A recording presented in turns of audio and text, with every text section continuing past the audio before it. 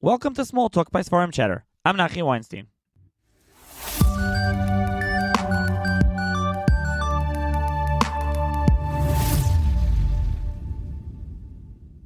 On this episode of Small Talk, I'm going to be joined by Rav Chaim Davies, who is Mashkiach of Yeshiva of Columbus, a Magachir in the community, and also works in high tech. And this episode is sponsored in appreciation of Rabbi Chaim Davies' inspired teaching. And we'll be discussing his newly published book, Walking with Light, Orlin Sivasai, Daily Reflections Along the Sefiras HaOmer Journey, so appropriate for this time of the year. So thank you, Rav Chaim, for joining me. Pleasure to be here, Nachi. Thanks so much. Okay, so what can you tell the listeners about this sefer? So, like you said, the sefer is called Walking with Light, or Sivasi, and it's a sefer on Sefiras HaOmer, right? The basic idea is that Sefiras HaOmer is not just a 1-minute counting every night. It's really a journey of growth, right? 49 days carrying us from Pesach to Shavuos in a very deliberate way. You know, we typically, we kick off this time of the year with Pesach, celebrating freedom, but Chazal see Pesach's freedom as just the beginning of a journey. Right? Like the Mishnah Pirkei Avos tells us, "Encha ben chorin el misha osik b'Torah." So we begin that process of freedom on Pesach, but the Torah is that kind of self-creative process, the kli that HaKadosh Baruch Hu used to create the world. And Sefiras HaOmer is that time where we turn to the Torah to carry us along that path more deeply to freedom. And really what I'm trying to present in the book is that the deeper freedom that we can achieve during Sefiras HaOmer is really found through fulfilling the mitzvah of the halachta b'derachav, right? By preparing ourselves for Kabbalas Torah, by looking to understand HaKadosh Baruch Hu's midos, so to speak, how he creates the world, and by extension, how we can reflect those midos in our own behavior and become more in line with the HaKadosh Baruch Hu. So you have a couple of things before we get into the structure of this book and the way the sefer and the way it works through every day up to Shavuos.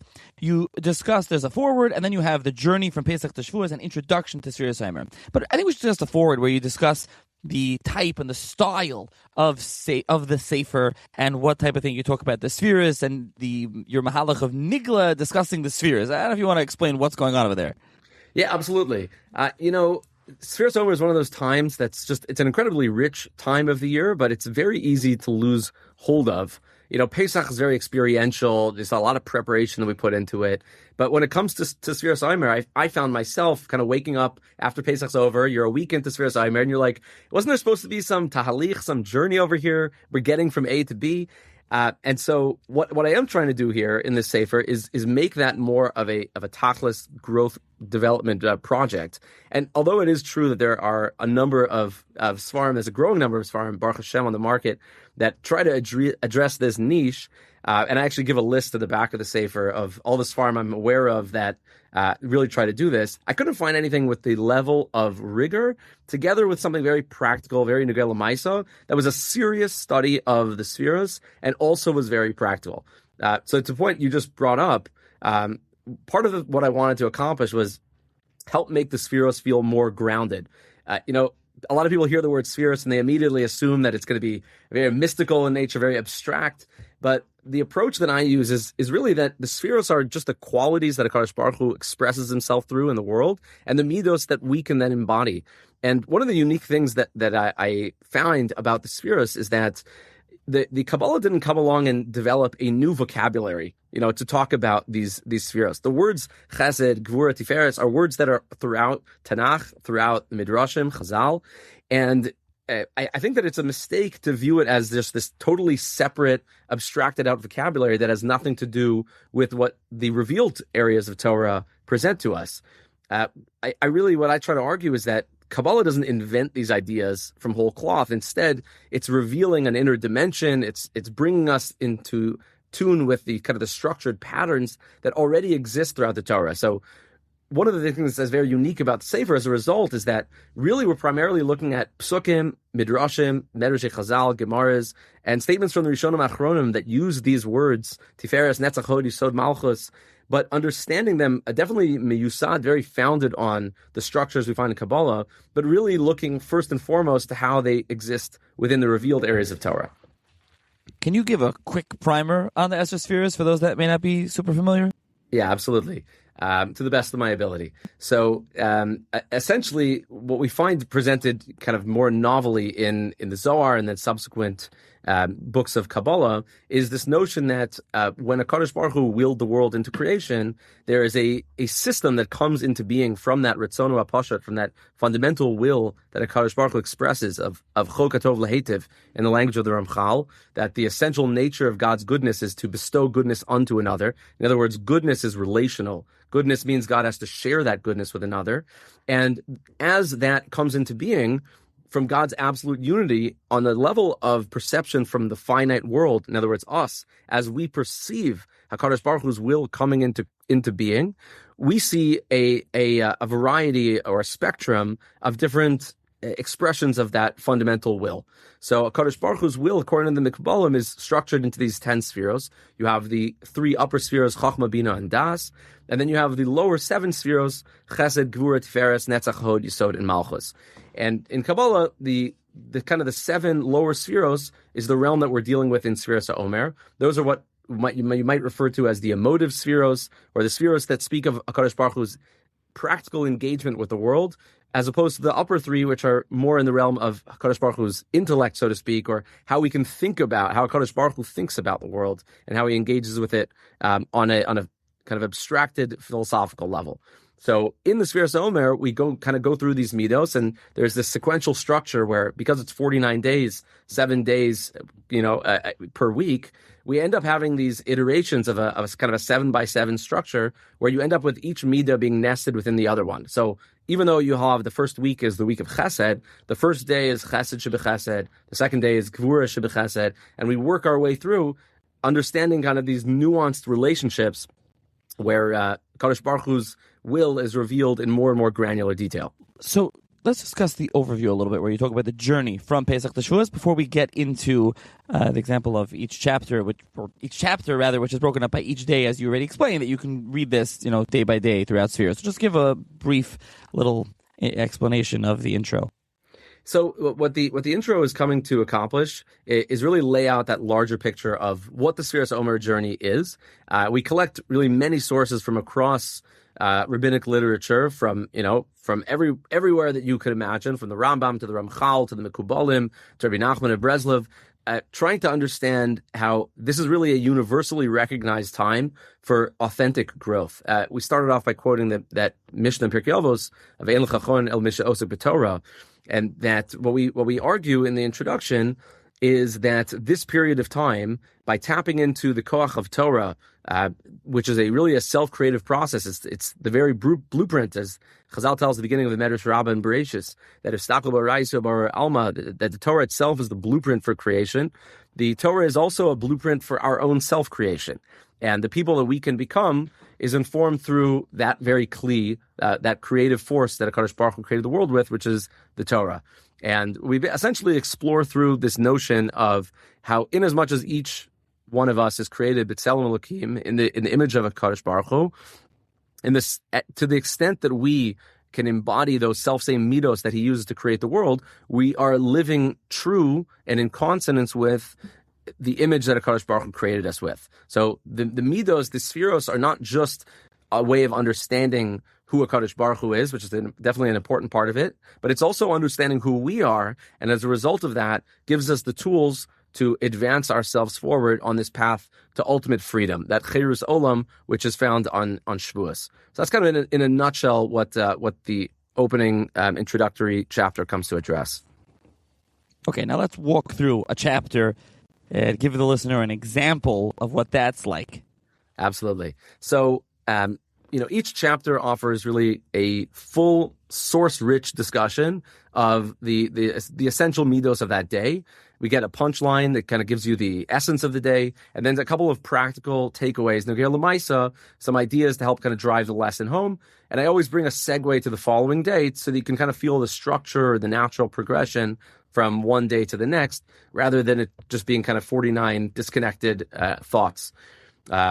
So, for example, I'll give you maybe 2 examples. A great illustration of this is kind of Chesed Shebegvura, right? So the first day of the second week in the Sefiras HaOmer, which is kindness within Gvura, within inner strength.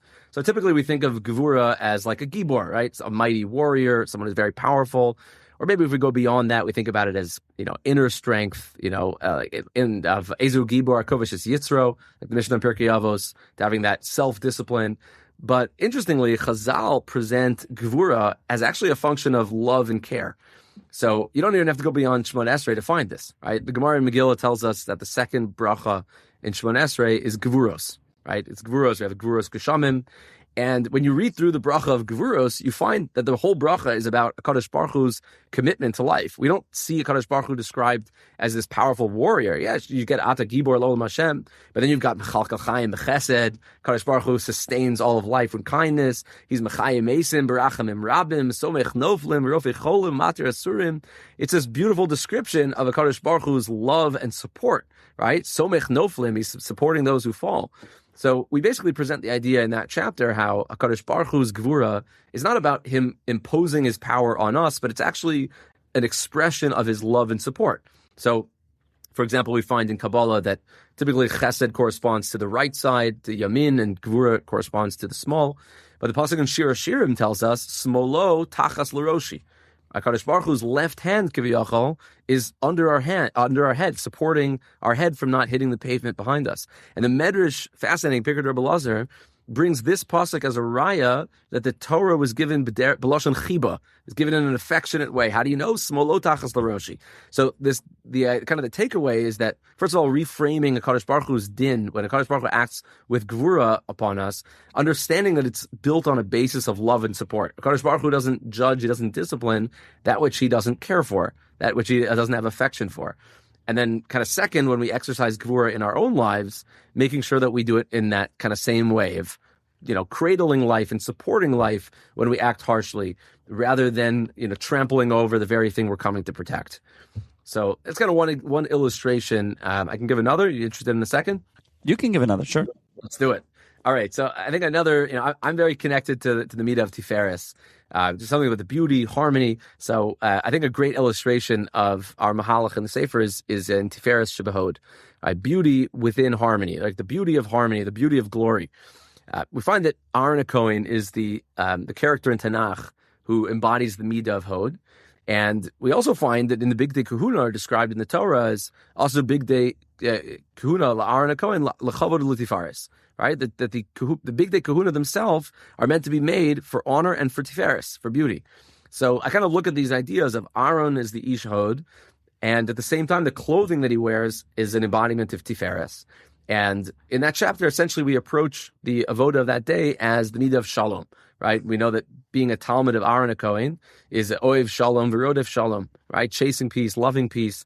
And I have the Medrash, famous Medrash of Rabbi Nassan, describes how when Aaron would see, two Jews in an argument with each other, so he would do whatever he could to kind of pacify them and bring peace between Yid, and he would go to one and he would say, Shmerel loves you so much, he feels terrible about being in a fight with you, and all he really wants is to be close to you. And the guy would say, really? Yeah, of course. And then Aaron would run to the other guy, say the same thing. And the Medrash describes that when they would once again encounter one another, when Shmerel and Beryl would reunite, they would gefafu v'nashku zelazeh, they would hug each other and kiss each other. So the idea of kind of creating harmony and shalom with Klal Yisrael by recognizing the unique tiferes, the unique beauty of each individual, and looking to kind of bring each Yid's strengths together instead of clashing over our differences, finding a way to coalesce through harmony. So those are kind of the approaches that we take in the Sefer. A couple other things to mention is you have, when it comes to Lag BaOmer, you have resources for Lag BaOmer. You talk a little bit about Lag BaOmer. You have some songs included in there. As you already mentioned, when you get to the end of the book, you have related works. You have a whole list. You have some, I think, pages you could take notes on as well. Absolutely. Yeah. So we added in the brachos and tefillos. It's essentially it's supposed to be a personal companion workbook for Sefiras HaOmer, right? So you have room for your notes. You can put auras year after year. You have the tefillos in the back. You have a beautiful tefillah for Rabbi Nassan for the whole Sefiras HaOmer. And for Lag BaOmer, we tried to make it a convenient work by adding in the commonly sung Zmiras for Lag BaOmer, Bar Yochai, and so forth. There's also Lag BaOmer special over there, just a special focus not only on Hod Shebehod but on the inyan of Lag BaOmer as well, and the grand opportunity of that day. Who's the Sefer meant for? That's a great question. I would say that the Sefer is really meant for anyone who feels that the Sefiras HaOmer should be more than just a 1 minute count. Right? Some people, might already be comfortable with the language of the Sefiras. Some people understand, the vocabulary. Other people are trying to just get introduced to this topic. And other people are just trying to have something that's relatively brief, very accessible for everyday, easy reading. And that's the kind of the balance I try to strike. Making things as clear as I possibly can, translating all the Mar Makomos, offering a more kind of pneumistic and growth-oriented process for Sefiras HaOmer, and really someone who wants to take these days seriously, but maybe needs some help turning it into something more concrete, more structured. As long as you're willing to, reflect, chew on these ideas, and grow through the process, I think that this is a Sefer for you. I think you kind of just answered the next question, which is my final question always in SmallTalk, is what are you trying to accomplish with the book?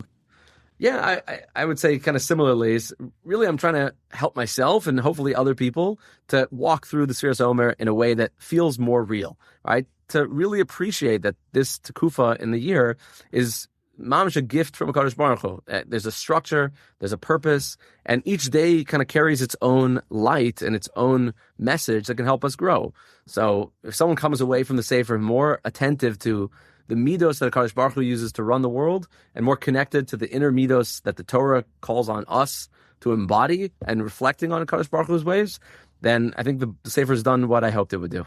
Okay, so I'll link to the Sefer in the show notes. I think you told me it's going to be available on Lulu, and it should be available in some local farm stores as well. That's absolutely right. It's available at Eichler's, should be available at Z. Berman. You can also check out my website, ChaimDavies.com, for more information about it, as well as a link directly to Lulu there to purchase the Sefer. And yeah. Okay, perfect. So I will link to that in the show notes. For those interested, you can purchase the Sefer. And thank you, Rabbi Davies, for joining me to discuss the Sefer. It's been an honor and a pleasure, Nachi. Thank you so much.